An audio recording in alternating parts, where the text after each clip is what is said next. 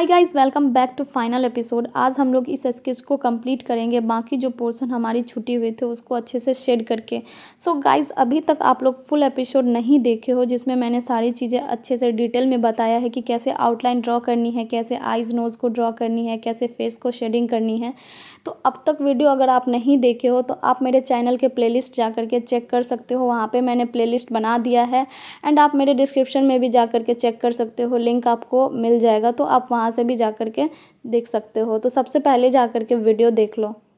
सबसे पहले यहाँ पे नेकलेस से स्टार्ट करते हैं। तो नेकलेस की आउटलाइन जो मैंने बनाई हुई थी वो यहाँ पे अच्छे से दिख नहीं रहा है, बिल्कुल इरेज हो गया है। तो सबसे पहले उसको डार्क कर लेंगे और यहाँ पे मैं मैकेनिकल पेंसिल का यूज़ कर रही हूँ। तो फ़ोटो को आपको अच्छे से देख लेना है कि नेकलेस की डिज़ाइन क्या है, और जो भी फ़ोटो में आपको अच्छे से दिख रहा है उसको आपको ड्रॉ कर लेना है।